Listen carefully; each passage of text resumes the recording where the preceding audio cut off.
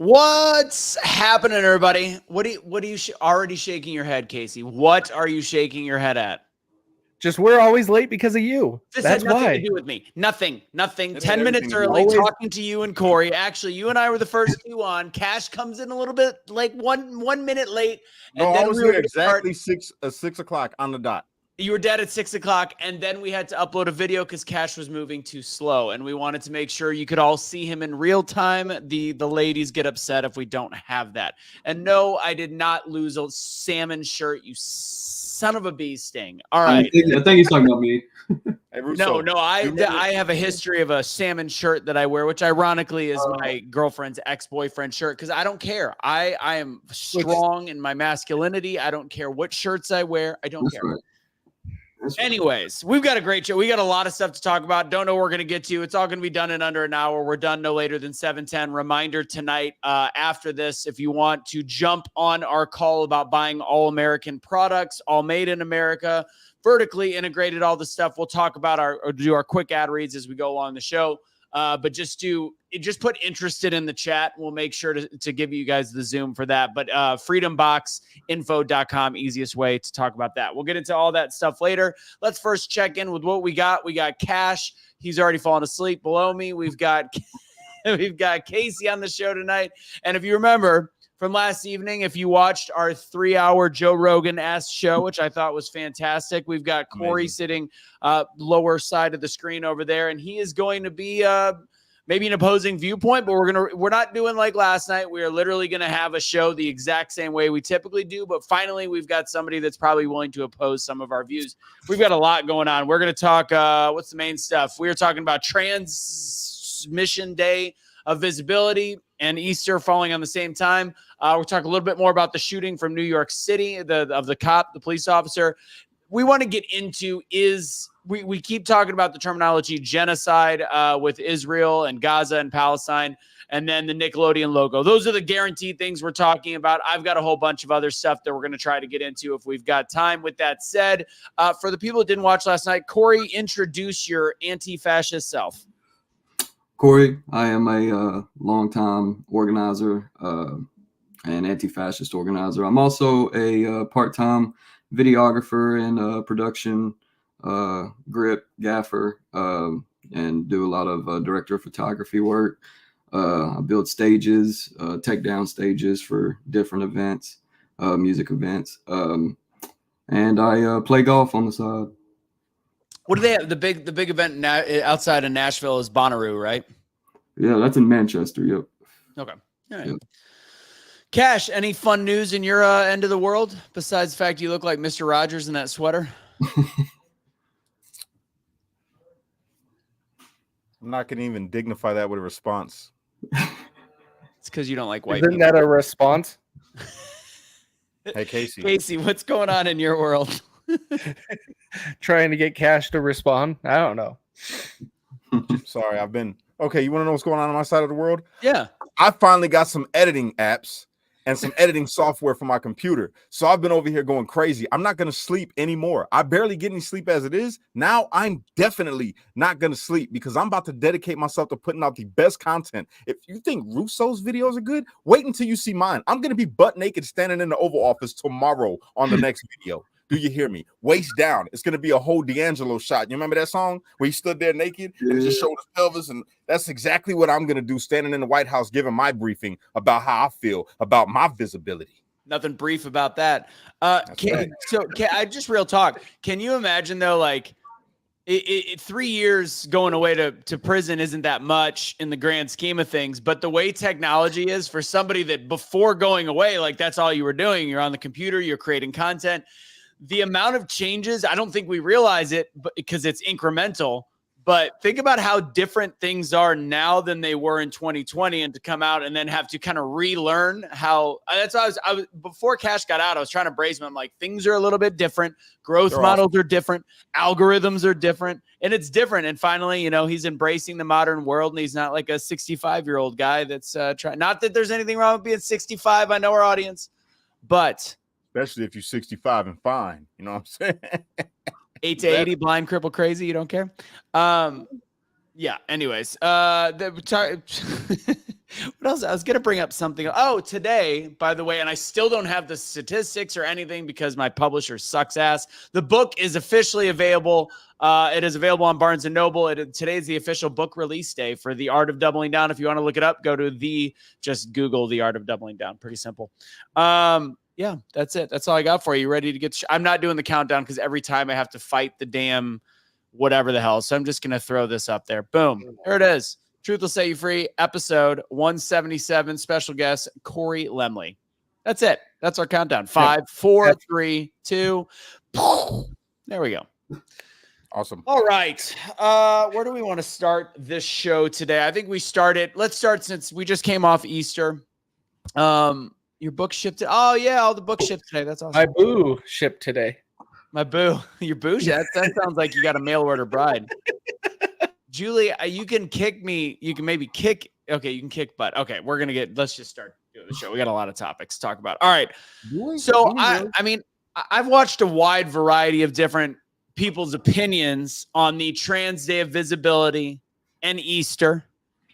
A lot of people are like throwing this on Biden, and I think there's a gaffe. And we also talked about briefly Trump made a Bible last week, which I thought was a little weird. He's got a Declaration of Independence combined Bible that he is selling for like $69 or $79. I now kind of see that the play might have been there because he saw that there would be some evangelicals, Catholics, whatever, that are mad that it just so happens that Trans Day of Visibility that's been going on for 15 years, this is the 15th anniversary of this date, that it just so happens to fall on Easter this year. So before I get into my opinions, because I've gone back and forth, and one of the best people I've heard talk about it is Bobby Sauce, Take Naps, who is actually not religious at all. He's rage Catholic, and he's not a big Christian or anything like that. And he was going pretty hard on the stupidity behind it. I'm going to go ahead, since I know Corey is currently a non-believer. He also, I think, is much more like, we're all supportive of the LGBTQ community, but he is very supportive of them. I just think we're more of a group of saying, do whatever you want. Who cares? But Corey, what are your thoughts on the Trans Day of Visibility? I got probably one of the most unpopular opinions on it. That'll piss off even my side to an extent. I feel like it's a very liberal concept to have holidays for, especially multiple holidays. It's one of those symbolic, kind of those very pointless symbolic actions that liberals tend to take, which is dedicate this day to this. Let's give this street name. Let's put, Black Lives Matter in paint on a street somewhere. It's just one of those things that it makes you feel accomplished, or it makes you feel like you've done something, but it's like the most minimal, one of the most minuscule things you could do as far as helping a certain demographic or a marginalized community. And doesn't do anything.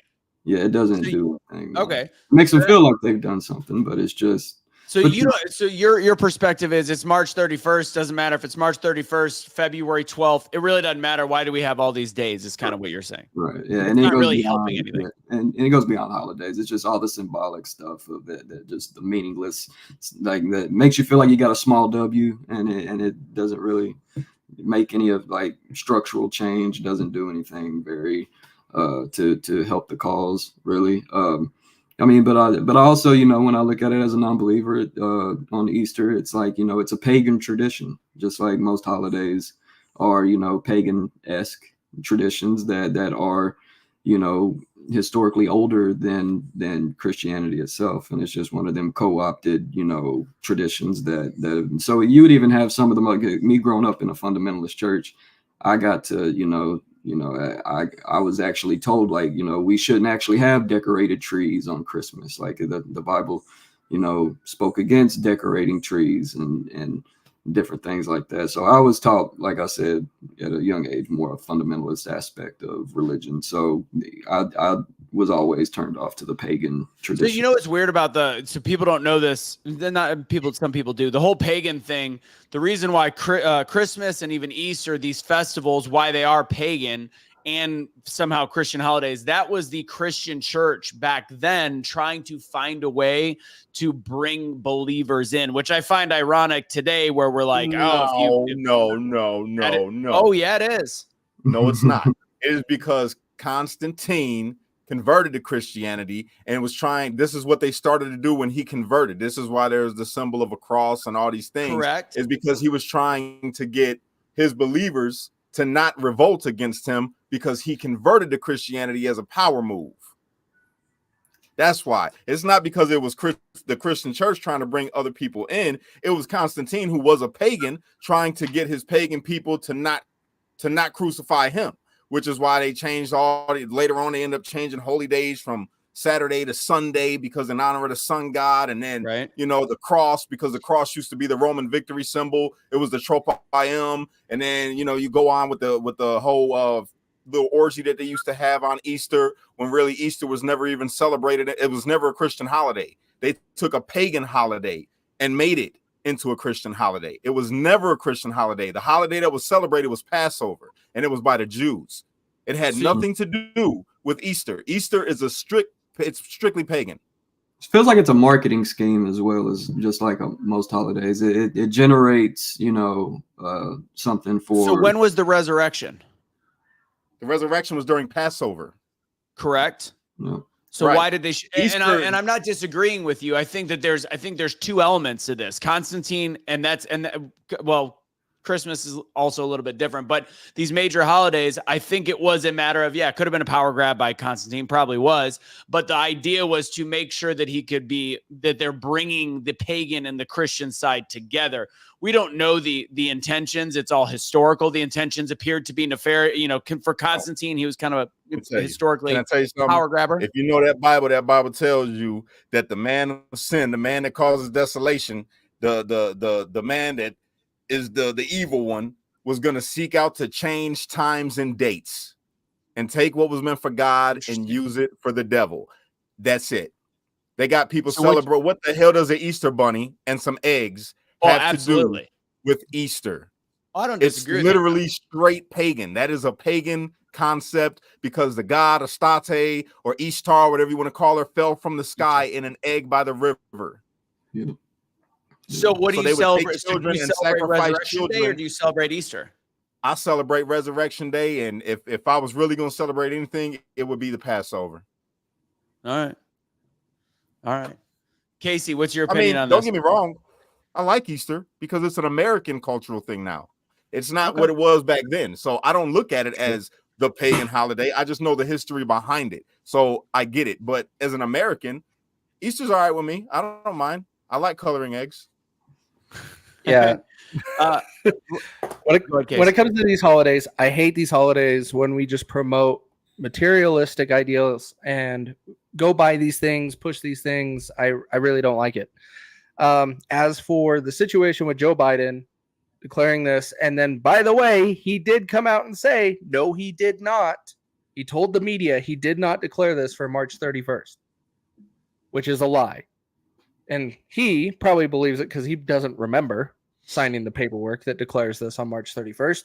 The bigger problem I have with this is this community, the alphabet community, already has 145 days out of our 365. Why do we have to pick the day that Christians look at most as their holiday? I think it just happened to fall on it. I think it just happened to fall on it this year. It won't did. be. Why would it be this year? Why would it be this year they choose to make it a proclamation? To make it a big deal. Because they knew it was going to piss people off. It was literally a trigger on purpose. It's just the way of putting the middle finger to the right. But and to all Christians, really. But let me just say this. As far as Transmission Visibility Day, I feel like it's been about LGBTQ since Biden got office because the man been fucking us all. See what I did there? See what I did there? That was a good one. Remember, he called them oyster eggs too. Oh hell. Okay. So ultimately, some people, I want to make sure people always know the truth because if you're gonna have these conversations, and somebody interestingly enough commented on one of my posts today about, you know, our show last night on the Daily Truth, and they were saying something like, you do tend to have far right-wing followers. And I'm like, if you were looking in the comments of last night's show, we've got pretty sensible middle ground followers for the most part that's doing that. So we don't have that radical side. So the side that I want to speak to are those that are going to be having the conversations with people. And there's a lot of misinformation, which starts from the fact that Joe Biden decided to make Transmission Visibility Day also the same day as Easter. No, they fall on the same day.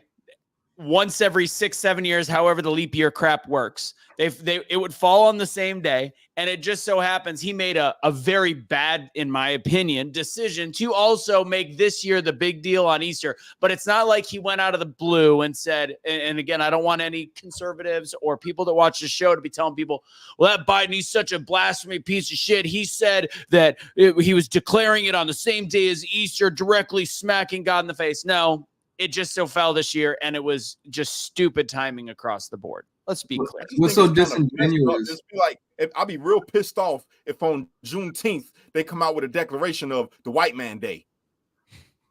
Fact. Yeah. Huh? Oh, you would see cities lit on fire. You would see cities lit on fire if that happened. Corey would be throwing a party in front of a Capitol building. That's right. That's right. I would invite all y'all. But the disingenuous.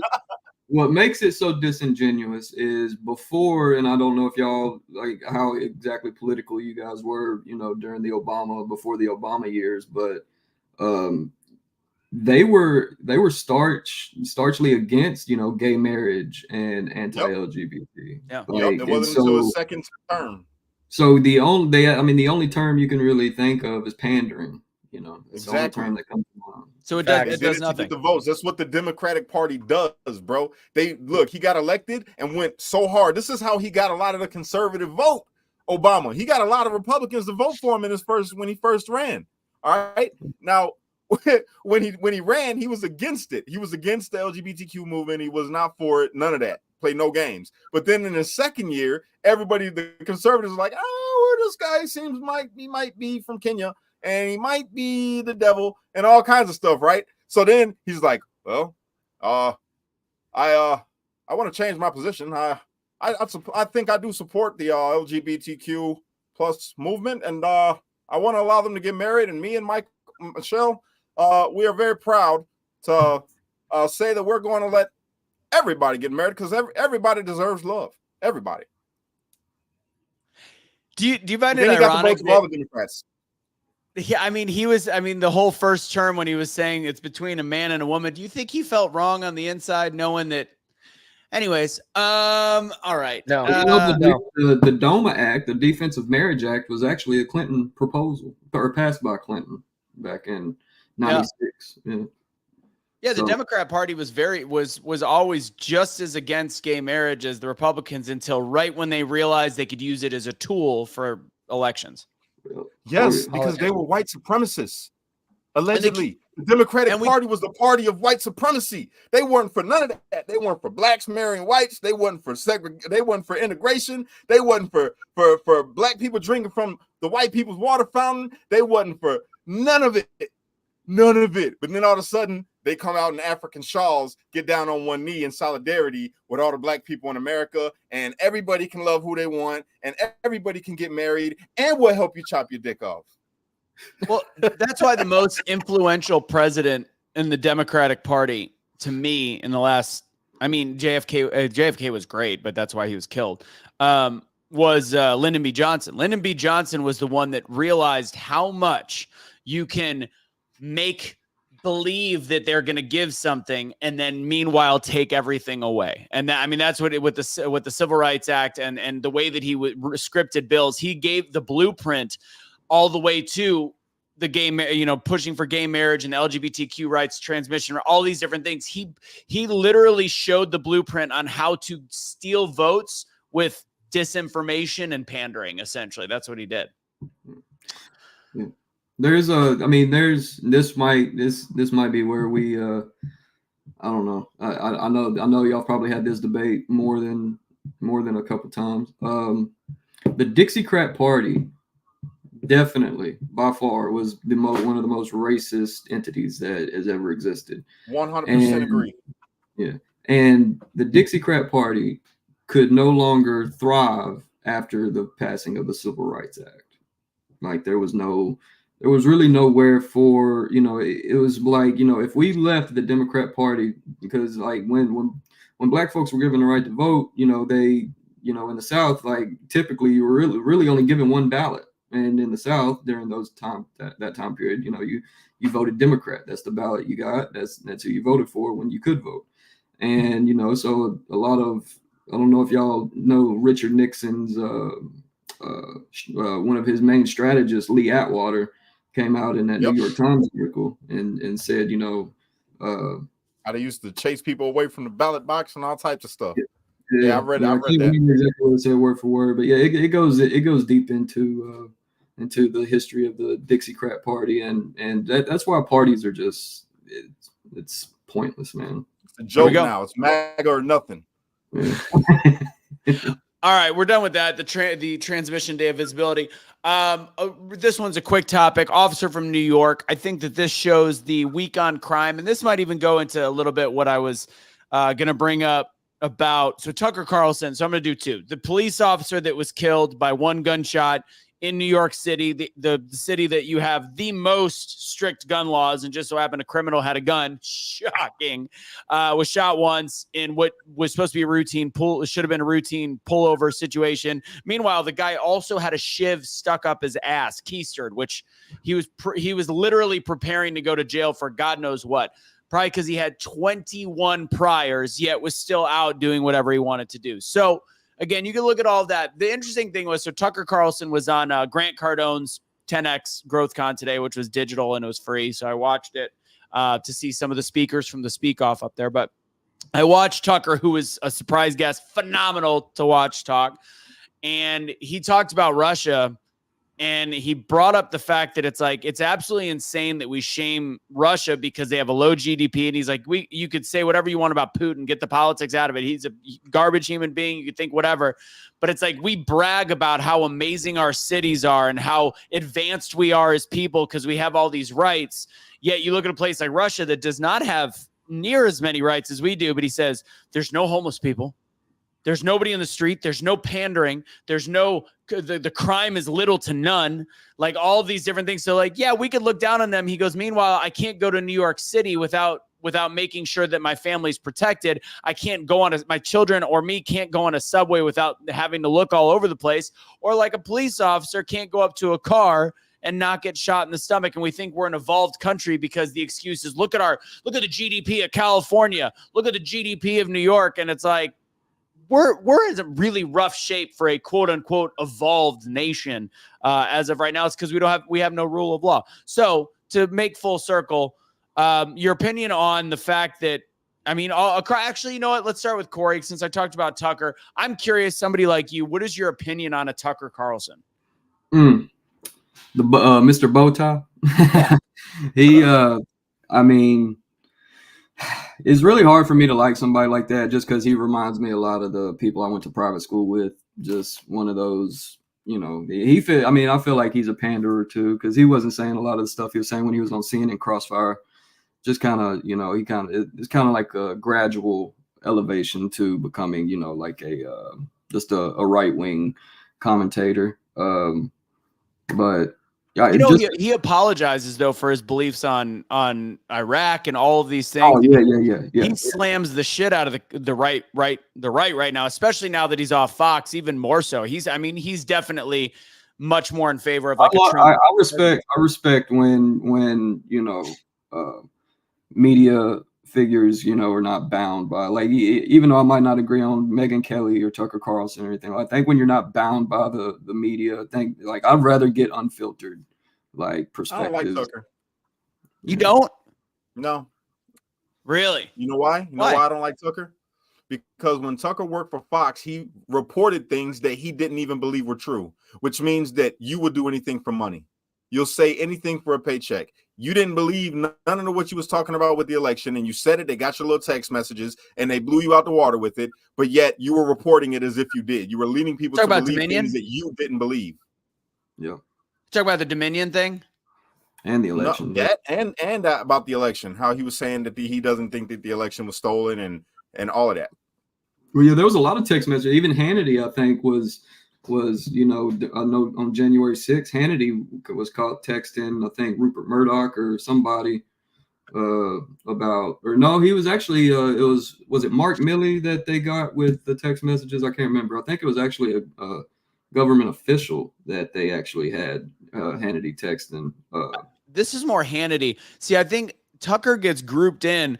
Tucker had a couple messages where he's like, I don't believe it wasn't about he still believed there was election interference. And today he still talks about the fact that the election was quote unquote stolen because of the fact that if you can't have a free and fair election, if you don't have the equal exchange of information, if there's censorship in a free country, and he stood by that today. And I stand by that as well. He brought up obviously the amount of mail-in ballots and stuff that we just can't track, but he believes the election was stolen. He still to this day does. But it was the Dominion. It was the Dominion thing that was the issue. And he reported on it as to what Fox was telling him. And he sent a text message. He's like, I don't believe this. And he was the first Fox anchor to stop reporting that after, I believe, a week and a half. He goes, I'm not reporting on this anymore because I don't believe it's true. And he goes, I have to go back and revisit it.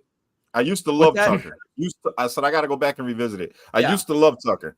I just ain't been ever since that when we were I think we were in DC still, and it all had came out, and we were all in DC. We were sitting in the jail because we used to, we want to watch Tucker or find out what's going on with Tucker. And when we heard that, we were like, "Fuck Tucker," you know what I'm saying? So it's like, we're all locked up because of January 6th, and then our beliefs, and then you got this dude reporting this stuff, adding fuel to us. We're like, yeah, fuck yeah, Tucker. And then all this stuff comes out of what he's texting, and we're like, this motherfucker.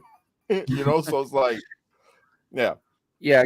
Go back and look into it, because a lot of the things Fox News has been trying to hang him for a lot of things. Fox News released a whole bunch of behind the scenes footage thinking that it's going to ruin Tucker. But then what did it do? The same thing that every time somebody goes after Trump, it just boosts his popularity. And so it sent Tucker through the roof. They leaked a whole bunch of backstage videos of him freaking out, but really it wasn't that big of a deal. It wasn't Bill O'Reilly. Right. No. But the part to look at is look at who's still at Fox and who's not. That's the part. Like Hannity is one that I've always not been a fan of, and this just solidified it for me. No. And he wears more makeup than God knows. To answer your question, I don't know if it was a full clip or the statements, because we weren't able to actually watch it. We only got to see the news that came through because we used to watch a lot of the War Room with Stephen Bannon. So yeah. So interestingly enough, and I know we're supposed to be talking about the police officer, which that's a huge tragedy, but I will say today, and Casey, you've heard me say this, I think Cash might have, Tucker used my exact line today while talking with Grant Cardone when he talked about pharmaceutical companies and mass and TV. He goes, I got to ask you something. He's like, why would there be all these commercials on TV? Because you go to your doctor and say that you want to try this XYZ pill. Nobody actually does that. The whole purpose is so they can spend their 70% of the advertising for all these stations so that the executives know that they can't talk bad about them on their news program. I go, damn it, Tucker, that's been my go-to line for the last year. I've been saying this. Anyways. You watched this stuff and stole it, bro. He did. He's been watching our shit. What were you going to say, Corey? As a caveat to what you were talking about gun laws, I'll just because I know we haven't even spoke about this, and there's a big discrepancy in political, the political sphere of guns, especially us on the left. I think having because right now we have a constitutional carry. I think that is the best law that any state could adopt, any municipality across the country. I feel like I don't mean to interrupt you, Corey. I got to though. You're about as far left as the heart. That's pretty far left. Depending on who we're talking about. In what world are you on the left, for God's sakes? Well, I mean, here's the thing. Even Karl Marx said that, no population should be disarmed unless through force. Pretty much like no. I need to go ahead and look that up. Yeah, look up Karl Marx gun quote. Yeah, so he said, under no pretext should arms and ammunition be surrendered. Any attempt to disarm the workers and people must be frustrated by force if necessary. Yes. So I mean, on the left, like there is like you have like Redneck Gun Revolt, or Redneck Revolt. You have the John Brown Gun Club. I'm a big proponent of the philosophies of John Brown, who was also a preacher and a devout. Are you talking about John Brown that went and massacred a bunch of slave owners? Yeah, at Harper's Ferry. Yeah, the raid. Well, we're on the same page, bro. Yeah, I love John Brown. I wish and that's the thing. Like the further left I went, though, the more I found, the many philosophers, many people in history that, were very pro-gun, very, revolutionary, and John Brown. And that's a crazy thing, me being in the South. People don't even know who he is. That's the crazy part. Yeah, I didn't even learn about him until, my mid-20s. And it's just like, we didn't learn about this guy in school. And it's like, why wouldn't you teach about this guy? And he is, yeah, I love it. Like John Brown is, he was they basically call that the dress rehearsal for the Civil War, was the raid on Harper's Ferry, and taking weapons from the military to arm the slave rebellion was, and not even just that. He was so involved in the abolishment of slavery. People don't know that, and he was a white guy, by the way. People don't know this. He was so involved and so deeply believed his ideology that he even raised his children to be like that. When he died, his sons was killed before him. Yeah, there's a show that I think people should watch on Showtime, The Good Lord Bird. I don't know if you've seen it. It's played by Ethan Hawke. Ethan Hawke plays John Brown. It's a mini series. It's very it accurately depicts. You kind of remind me of Ethan Hawke, by the way. I can see being a little Ethan Hawke in some of his. Hey, that's my Training Day, man. Yeah, like a Training Day Ethan Hawke. I love it. So because we haven't given podcast called Yin Yang Twins, everybody. We haven't given the full thing, just because we talked about gun laws, and that's kind of leading into it real quick, because I don't want to stay on it too long. Obviously, it's a tragedy what happened in New York, and Corey, you can fill us in on your beliefs, because it is a cop killed in the line of duty that, for all intents and purposes, seemed like a really good cop. What are your feelings, Cash, regarding this specific killing, where it shows a guy that had a criminal rap sheet a mile long that killed this what's seemingly a good cop? I mean, it's unfortunate. It's just shit happens. It's messed up, not uncommon. It's just we don't hear about it the same way we're hearing about it right now. And again, I don't know the dude. I don't know what he was like. I'm pretty sure he was obviously still willing to commit crimes, because he murdered somebody for no reason other than he probably was going to go to jail. But this kind of shit happens. And guess what? Far left, not you, Corey, because you're far left. Guess what, though? No matter how many gun laws you would have put on, it wouldn't have mattered, because that man wasn't supposed to have a gun, and look what happened. He killed an officer with it.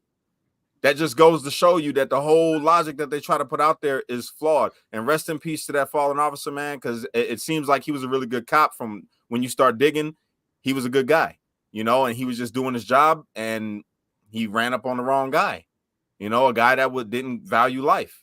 And it's just unfortunate. I feel like it's just messed up. It's just a bad situation, and my heart goes out to the family. And meanwhile, Biden, both families. And meanwhile, Biden brags about he's been the biggest advocate for gun laws right after this shooting of the police officer, which is ironic because it shows it does absolutely nothing. So, Casey, do you have anything to say? And then I got one last question on this topic for Corey. Other than that, he was out on $75,000 in bail for a gun possession charge. That's right. He's not out right now. He's in the hospital, right? Yeah. Right, but he was out at the time he shot the cop on a $75,000 bail, which is why he on a gun possession charge. in his butthole. Was it on the bail fund from Joe Biden and Kamala Harris and Nancy Pelosi and all of them? No, it was BLM. Oh, I was just wondering. Legit, did BLM pay his bail? No, I'm kidding. I was gonna say that's the first time they gave money to a black guy. Corey, now I know we know you're, and for people that didn't watch last night, please, if there's any, just be kind to Corey. But Corey doesn't love law enforcement. In a situation like this, and I know you've had run-ins, even in your all the different things you have. I understand your reasons why you're not a huge fan of police officers. In a situation like this, where do you stand?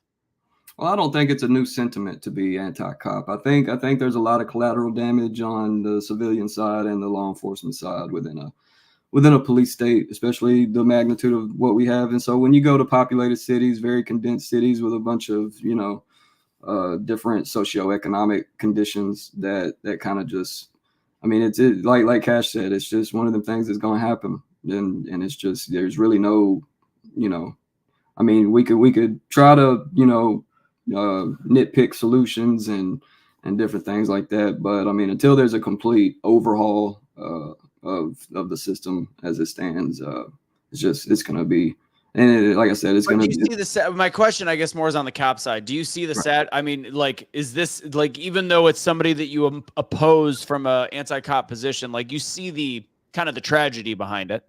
Yeah. I mean, you have no morals if you can't, like, even your worst enemy on the battlefield, when they fall, if you don't feel some sort of,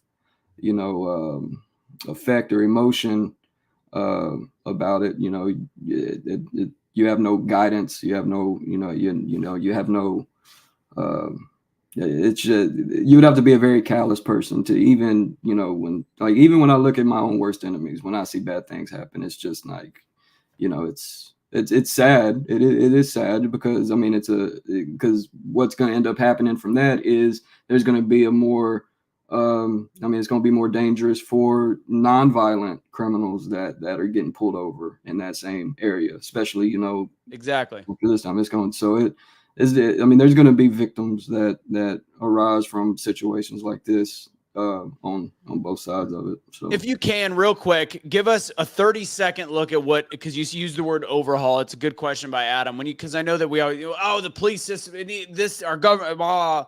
And when it comes to what you were just talking about with police, what does an overhaul look like? 30 seconds. Well, to me, it would be a complete dismantlement and kind of take away the condensed power structure of policing in this country and get it back on a more community level, kind of like what we brushed up on last night as far as. Oh, so you don't mean like disband all police, just take away the powers that they have? Well, take away you would have to dismantle the whole system and then rebuild it with a more, like if you have power condensed here, if you have that power like on a local. How do you do that without chaos erupting in the meantime? That's the needle that can't be threaded. Unfortunately, it would take a mass chaotic event to. What about having military intervention? Would you go for that? Hell no.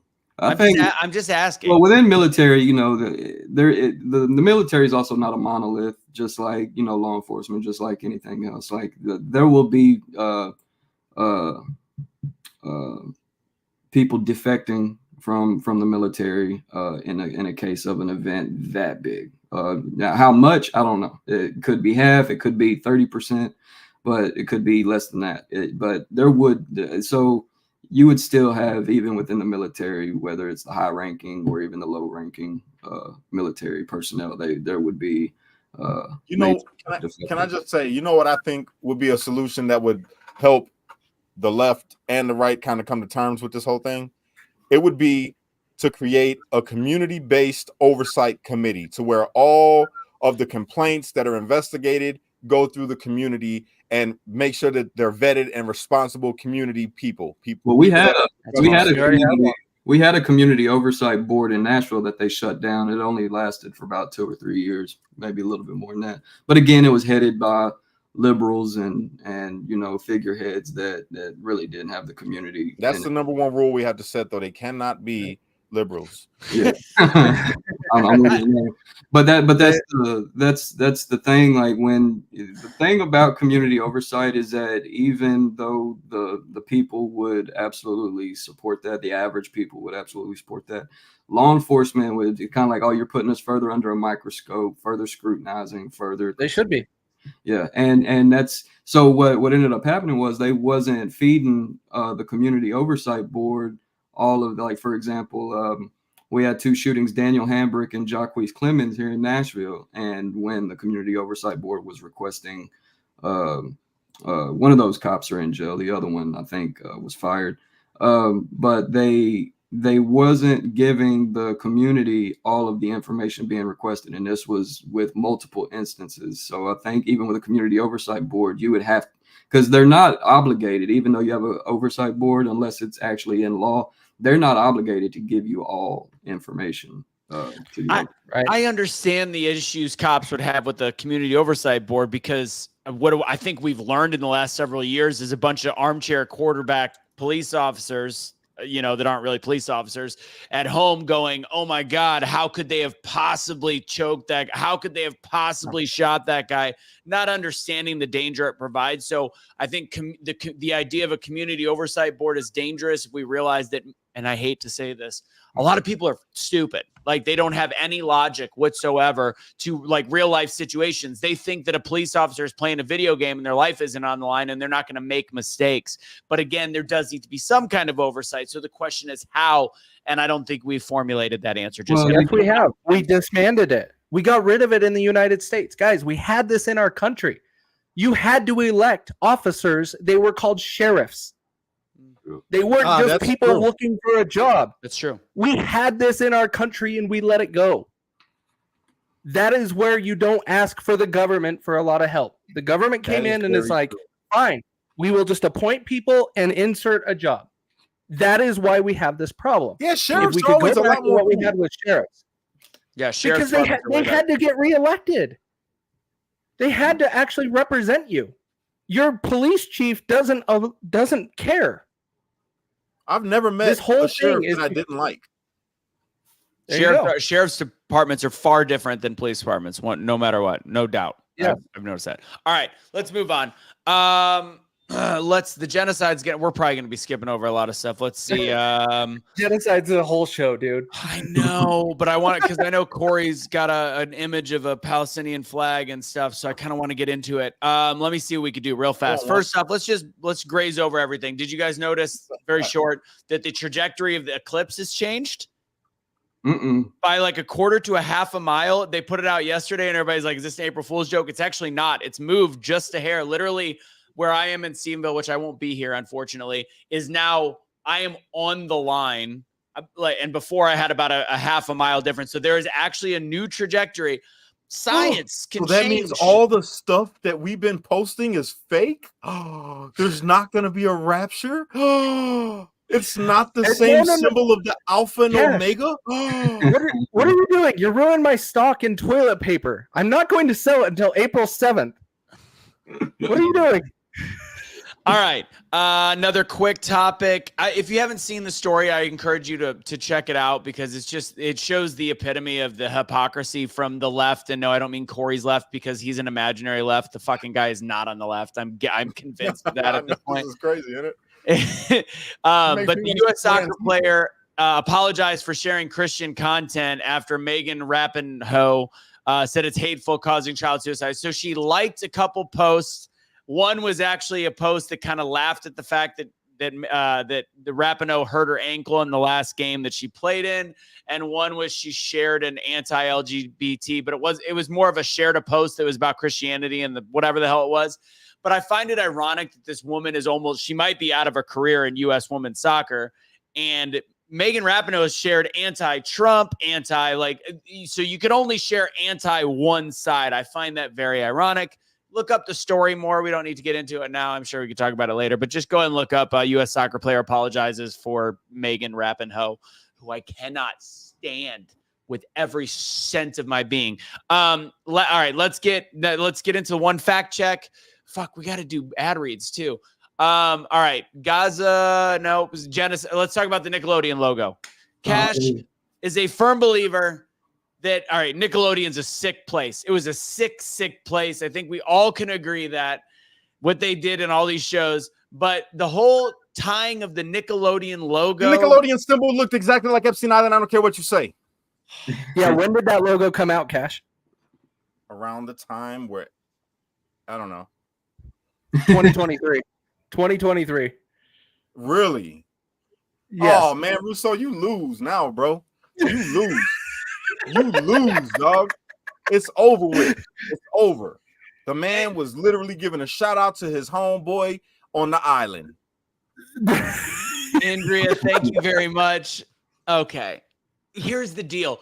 If you firmly believe this, who cares? We had a whole text chain the other night about the issue, which is our final topic about genocide and about crimes against humanity, the difference. So you're like, don't pay attention to words. In this case, they don't matter. I think they do when it comes to the genocide. When it comes to this, whether or not the island or the Nickelodeon logo, that makes it sound conspiratorial when instead we just go, Nickelodeon did some effed up shit to kids. Like it's simple. Like the way that they groom them, the way that together. It links it all together. But who cares to even bring that up because it makes it sound Looney Tunes. It doesn't sound Looney Tunes. You know what sounds Looney Tunes? Nickelodeon, because they used to play Looney Tunes on there while they was diddling little kids. That's what sounds Looney Tunes. You know what? It makes more truth to this story instead of talking about a logo that was created in 2023 and a shape of an island is talking about the CEO, like you did, Cash, Dan Schneider, and you start going over those details. That is what matters, not a logo, which is also why I also got frustrated in our text is talking about the word genocide. When we start pulling these little things out and focusing on the little thing, it doesn't matter. Bring it in and focus on what Dan Schneider did along with Nickelodeon, and then also bring up Disney because both of those organizations are corrupt as hell and we're diddling little kids with Diddy on the side. Guess what? Both of those videos did great. Genocide and the island. Okay. I just think that it's a waste of, like, yes, words. Somebody said words matter. I firmly believe words matter. This isn't words. This is a symbolism question. And I think it diverts from the topic because then it continues that narrative of like, oh, they believe in pizza parlors. They believe in logos. Like, just drop that shit and talk about the facts that we know. And the facts that we can clearly see is Nickelodeon was a cesspool for hot, steaming garbage. Corey, what's your opinion on this? Man, I watched that Quiet on Set the other day. That completely, man, that tore me up, man. Because I grew up on Nickelodeon and facts. Seeing some of the subliminal stuff that were sneaking in there, the Penelope taint and the I'm not gonna say the word on here, but the cum shots that they would do. That's insane. I saw a compilation of all of the Nickelodeon like stuff, and it's like all of these girls that are 12 to 16 just bloop, bloop, bloop. Yeah. I mean, and that's the thing, man, when especially in places of power like that, man, and you saw how much power that they had. Like you had all of those, like especially when that guy that did that to Drake, he got so much support from so many other. It just makes you think like how deep and how many. Like I mean, it's happening as we speak. Like it's not like I don't even want to get started because I'll cuff Nickelodeon out right now, bro. I mean that was gross to me, and I don't see how that one guy is not locked up. The main. You know why he ain't locked up? You know why? Yeah. He's got dirt on other people. Oh yeah. Nope, because he's white. Oh, Jesus.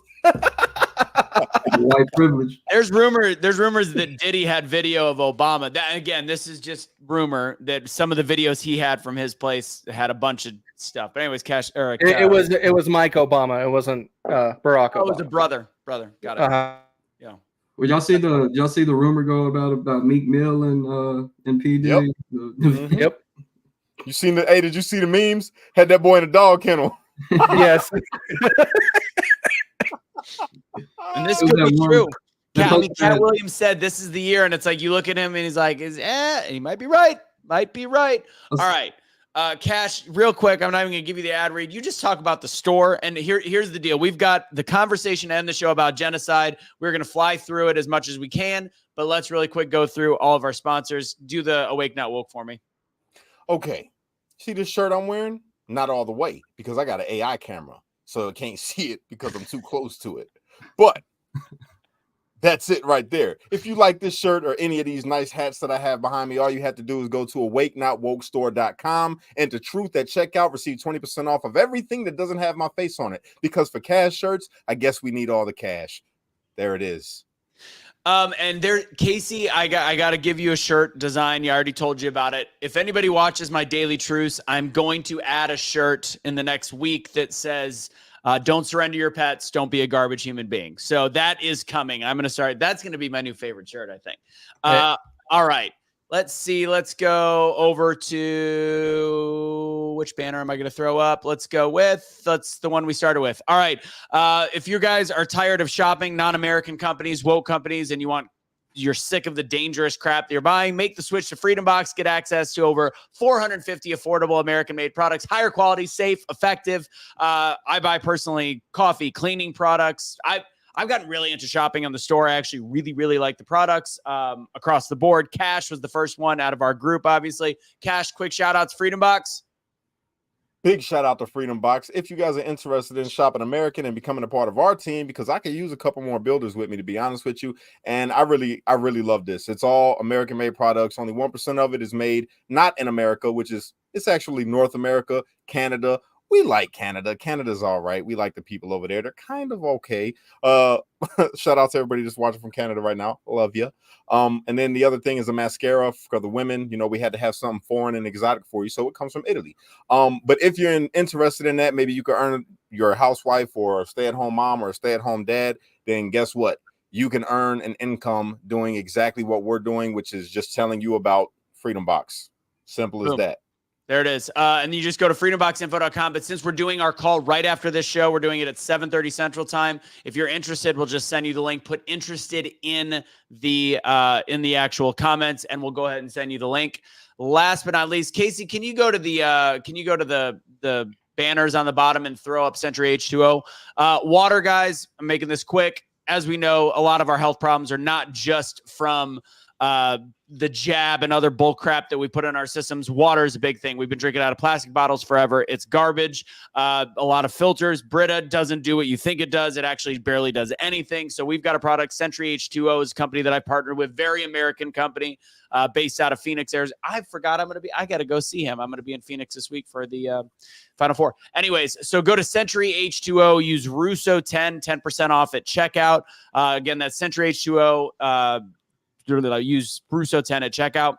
All right. Lastly, Grid Down, Chow Down. Boom. This stuff right here.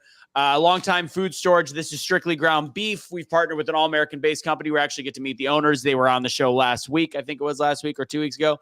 Let's see. Grid Down, Chow Down. Go to griddownchowdown.com. Use Truth for 15% off. For now, it might be 10%, whatever it is. I think I told them to keep it at 15%. So 15%, and it will last 10 to 15 years as ground beef. All right. Let's finish this show strong. Okay. Strong. All right, let's do it. Let's talk about the genocide. Do it. Say it. Okay, so this is inspired by your guys' show the other night. You guys talked about Joe Rogan's comments, and Joe Rogan he never said it was a genocide. He understood it was like a genocide in many ways. Potato, tomato, bro. It's not, because there is, and I think this is why words are important, because the definition of genocide is questionable. A crime against humanity. Definition of genocide directly fits what the hell the Israeli government is doing to the Palestinians. Period. There's no dancing around it. So did the Palestinians also do that when they killed? No. There's never in history. Let me say it again. The Israeli government is doing to the Palestinians, not Hamas, not just soldiers, to the Palestinians, which is why it's genocide, because they're killing kids. Did the Palestinians, did Hamas commit genocide, which Hamas is, although it was voted in 20 years ago, almost 20 years ago. Yes, they did. So they committed genocide against the Jews. A genocidal war going on over there. They're trying to wipe each other off based off of their ethnicity. Yes, it's a genocide. So you'll call it a genocidal war. So it's not a one-sided genocide. No, it's a genocidal war. Well, that changes things, but I still think it's tough to say that when one side is retaliating. Hamas literally tells you they want to kill all the Jews from the river to the sea. That's genocide. Israel says, no, we don't want to kill all of them. Boom, kill a whole bunch of kids. Boom, kill a whole bunch of people that ain't even got nothing to do with the war. Boom, kill a whole bunch of people that they weren't allowed to leave the fucking the little strip or whatever. It's bullshit. They're both genocidal maniacs. Both of them governments are fucked, and I digress. I'd rather call it a crime against humanity, personally, what they're doing. But Corey, go ahead. I'll say this. So a lot of people use the human shield argument as far as this goes. The irony of it is that the kibbutz that were actually put closer to Gaza is pretty much a project for the poor Israeli Jewish community, which kind of, and it's kind of like you have, so you put the like what I guess they would call, or what people would perceive it as, the most vulnerable and the collateral damage closer to the line of fire. The fact that it's an occupational government that controls everything, that because they even have a different court system set up for Palestinians. Like, it's a military court, and in Israel you have a civil court, and it creates what you're seeing, pretty much, that you have a Zionist state that is pretty much showing its might, and knowing that the West will help them no matter what swing they punch. We just sent a bunch of fucking missiles and stuff over there to them. That's bullshit. And they just killed 2 top Iranian commanders. We give it to Iran as well. Exactly. We unfortunately, we're meddling on both sides. Yes, but check it out. Here's the thing. Just so everybody understands this, I don't like either one of them governments. I love the Israeli people because they're under a fucked up government. I love the Palestinian people because they're under a fucked up government, and they're regular people just like us. They have it rough over there. All of them, the Israeli people and the Palestinians, have it rough living over there, bro. They got bomb shelters and all kinds of crazy shit. They got to live in fear all the time. All right. But I want to say this. I say free Palestine.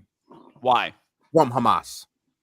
Well, here's the bad scenario of it is Hamas was the only entity in Palestine that was willing to take up arms and fight, whatever their other intentions might have been. I know there's a lot of literally people. Religious. It's literally just religious. And the Quran says to fight to the death until the invaders leave your home. The sad part is we're at a point now that let's say we lived in Gaza, and let's say we absolutely hate Hamas, but we also have Israeli tanks, going down our streets, killed some of our family, friends, and stuff like that. If we took up arms, which I'm sure all 4 of us would probably be like, like the ones that would take up arms, it's like they will be labeled Hamas no matter what. So if you are someone who is like, this is my home, this is what I'm going to protect, nobody's going to differentiate. There's not going to be. Why I give a damn more about the plight of the Palestinian people, bro?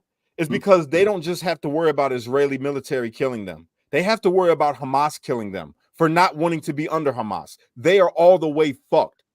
That's why I say that I love Palestinians and I feel their plight. Do you know under why? Both governments, they are fucked. If you're a regular person and you're not willing to take part in the war and you don't want to get with the bullshit, you're ousted.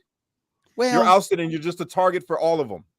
Do you know, Cash? Do you know why it was considered an open air prison? Why there's so much security around the walls of Palestine or Gaza?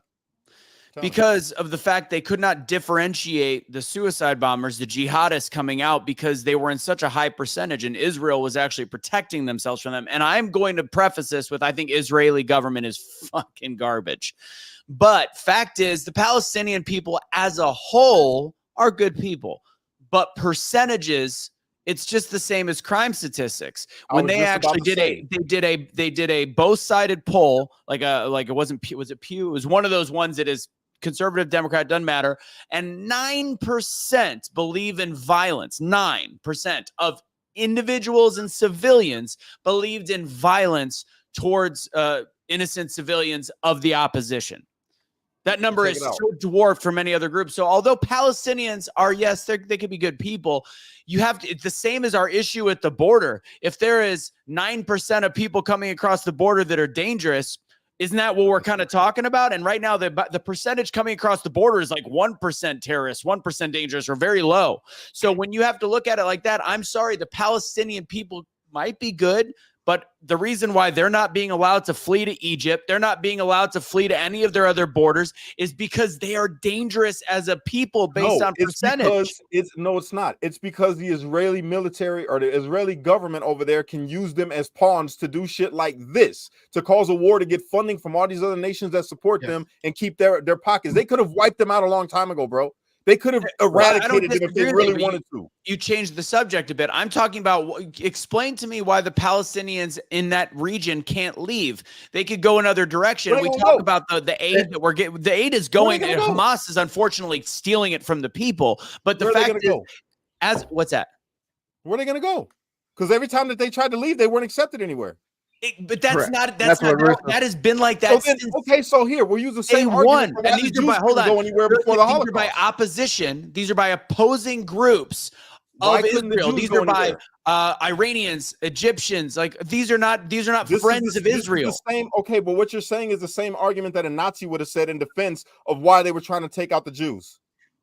I don't want innocent people killed. I want it done. I want there to be a ceasefire. I want Hamas to do one very simple thing, which is give back the remaining alive prisoners, the kidnapped people, which I don't think any of them are alive anymore. No. But fact, like they literally have to. I mean, the thing is, it's a fucked up situation. That's why I don't think it's a genocide. It's two shitty governments. One really shitty government being Hamas that is running people based on an election from 2006. It's bullshit. But at the same time, that's why I said I ended our conversation on the text saying it's just not. We should just not be involved. I mean, unfortunately. I can't care about something that is unfixable when these people can't fix it themselves. No, but you can choose like where you're bringing highlight to the problem. There is over 200 governments in this world. There is 3 governments in this world that is fighting for their people. That is El Salvador, that is Argentina now with Milei, and Iceland. All the other governments I consider corrupt. They're not serving their people. Correct. And Israel is just as bad as others. They are a first world country taking on not a first world country. Israel could have wiped them out. Israel was in a surplus of money, and we're still funneling billions to them. We are playing both sides, as we talked about before. All we need to be talking about is the actual problem, not the definition of a word. And that is where corruption and these governments are causing this because they're benefiting. The government is benefiting. The people are pocketing this money, and they are killing innocent civilians. This is where there's a huge split even among conservatives because you have a lot of conservatives that are very skeptic of, and you know, for decades have been skeptic of the Israeli government and you know us funding their dome and all this stuff. I would say when I heard Andrew Tate, when I heard his take on with Piers Morgan when he had that interview with Piers Morgan on there, I can't think of a better argument that Andrew Tate made on every argument. I couldn't find one flaw in anything Andrew Tate said. And from my understanding, this is exactly what, you know, got Candace Owens, you know, stripped from Daily Wire was her take. So there's a huge split even among conservatives. So what was his, can you summarize his take? Some of his pretty much, you know, just saying that it was pretty like, what do you expect a group of people to do that are under such oppression? Under such oppression. I mean, it would be very dismissive and very it's just what you would expect. I mean, it's what we would expect of ourselves. You know, I mean, if honestly, we even experienced it when we were under British rule. I mean, there was 3% of the nation that took up arms and went to war, and that's just kind of what. So the balance of that would be the Palestinian people rising up against Hamas on their own. Correct. Well, that's the scary thing is that Hamas, like, even if Hamas were to not even exist, the name that comes after that. Here's the thing. Here's the irony of it all is that we've created another few generations of something that's going to be worse than Hamas, and it might be a different name. It might be and that's the scary part of it is we've created a whole something worse. Yeah, you can't whip something into submission. I think Americans of all people know. That's why I think we need to keep our hands off of it, because it's like what you're explaining is not wrong to me. That's how it resonates with me too. But it's a wrong, and then another wrong, and then another wrong, and it's just not I'm not going to stand behind the Palestinian people. I'm not going to stand behind the Israeli government. I think the most innocent out of the group is the Israeli people. Obviously, no, fuck that. Us as American people, the American people, do we stand with our fucking government? Do we stand with our government? Are you cool with our government right now? No, but I'm not being oppressed in that way. The Israeli people that are regular average motherfuckers like us don't stand with their government. The Palestinians who are regular average motherfuckers over there don't stand with their government. We should stand in solidarity with the Israeli people and the Palestinian people that reject this fucked up war. What does standing in solidarity mean? What can we do to fix it? Standing in solidarity is like having 145 days for transmissions. I stand with Israel. I stand with Palestine. Fuck that. We stand for freedom, justice, and liberty for all. But they're not going to get it. That's the thing. Like that's a pipe dream to think. It's a pipe dream to think that we're going to have any effect. It's a sad situation. If somebody could give me a practical way to help, like, great. But at the same time, we've got veterans on our streets that are homeless. We've got so many issues we've got a broken southern border. It's just the same as Ukraine. There's some sad things happening in Ukraine. I can't care about everything. Okay. So and honestly, I get that. But if you're saying that, then why don't we say anything about these motherfuckers over here? Not just Biden. Why not call out the cities where a mayor has? We do. That's what we're doing. We do that every week on this show. But I'm saying that's we need to go harder. Then, if we care about that more than everything else, then we need to go harder on getting this shit out to the open. Look, this congressman's fucked up and he's a Republican. This one's a Democrat. This is a mayor in this city that allows this shit to happen, and he's a Democrat, and this one's a Republican, and this is the city council. Oh, this is the treasurer over here. Let's find out where the money's going. Let's do all those things. But that's we do. Yeah. That, I mean, great. But what does that have to do with the conversation about Israel, genocide, all this stuff, and Palestine? I was just saying we are being told.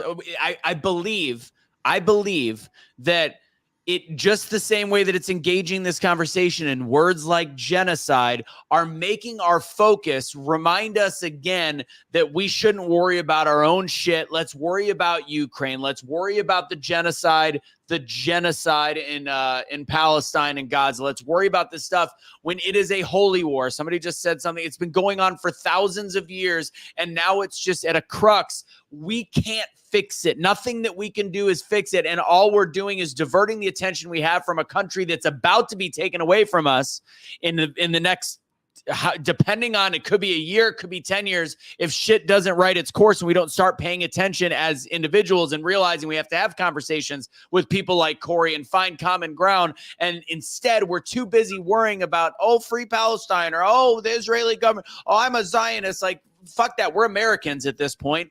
And unfortunately, what's happening over there can't be controlled by anything that we do. And our government's going to continue to be corrupt and send bullshit over there. And that's the unfortunate thing. And the more that we pander on the internet and say, these poor people, the more the government goes, we got them. I'm going to keep sending millions and billions of dollars over there. That's why we have to stop talking about this bullshit. And there's so much Zionist influence over here, in like, whether it's the music industry, whether it's Hollywood, whether there's just so much, like, they have so much hands in art. That's where, like, the government would say that, Israel is our only ally in the East.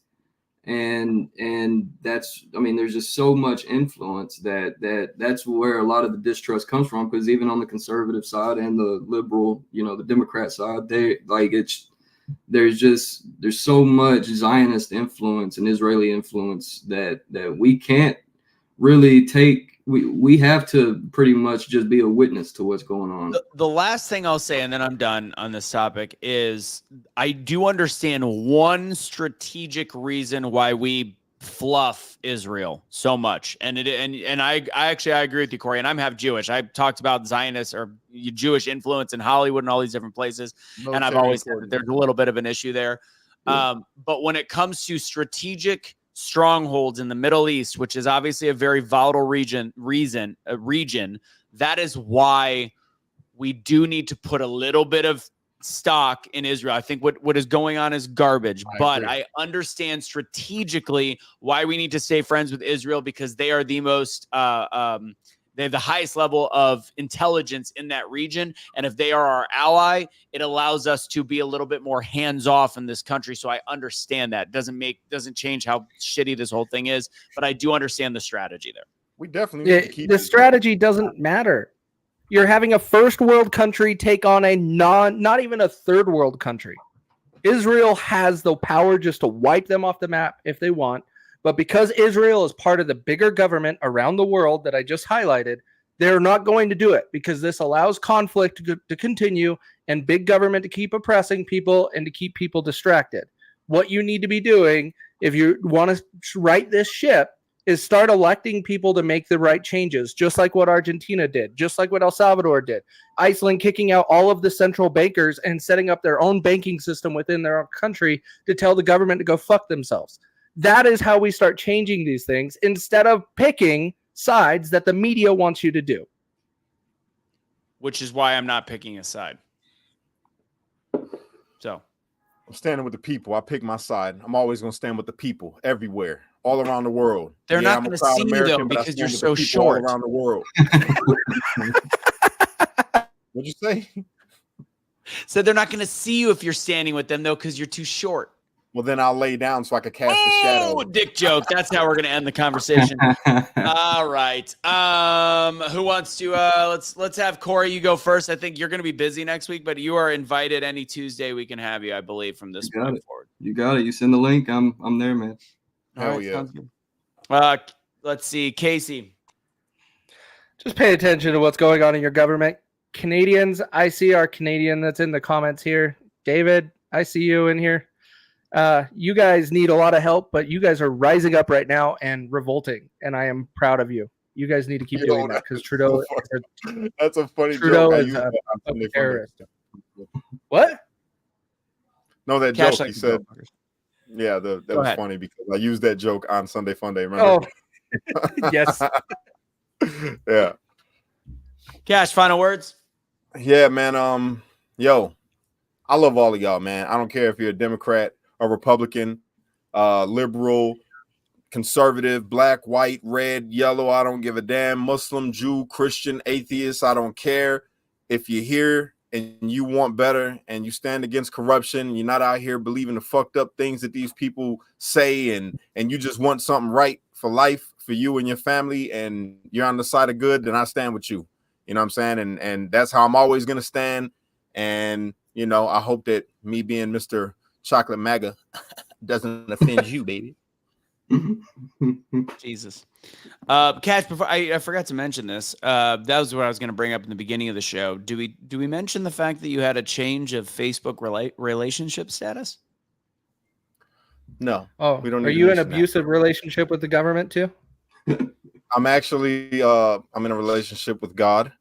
And we're just gonna leave it like that, because Russo shouldn't be talking like this right now. You put me on the spot. Okay.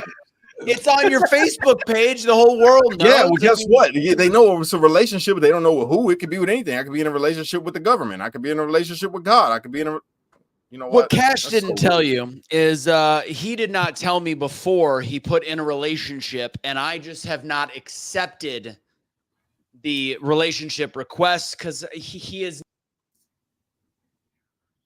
What the hell? So you switch to me and you mute him? You're a dick. This is why I don't accept. This is why I don't accept the relationship request, Cash. This is why. No. So let's clear this out. Who's the bottom between you two? I wouldn't be able to walk if I was the bottom. Anyways, all right. That's facts. Oh, it's gone off the rails. I do want to thank one last time, Andrea. You're a rock star. Appreciate it. We are going to be on our call now in 7 minutes. God knows I'm never going to get any meal or dinner before these. So if you are interested, and Adam, I think you're still in the comments, just go ahead and throw in the Zoom link if you can. And let's go ahead and get the show. We'll go ahead and get the Zoom started right after this. So, Adam, if you're there, Zoom link. If not, Cash, take us out. Unite, don't fight. Be a street light, because only you can be the change you wish to see in the world. And when you get too stressed out, you got to remember to pray, America, because without God, everything falls apart. That's a fact. Woo. Woo. Yes, brother. I feel like I should warn Corey that I don't always end the show right now, because you never know what somebody from Antifa is going to say. Like, he might all of a sudden just be like, I'm taking over the government. Get a knock on the door. White Christian nationalist men are the problem in this country. We need to shoot their faces off, metaphorically. You can't. The one thing you can't say, you managed to say, Cash. Jiminy, shoot their face off with the cream from the Nickelodeon shows. I said metaphorically. Jesus. Oh, this just took a weird turn. Sorry, Pawpaw. I wasn't talking about you, Pawpaw. Rest in heaven.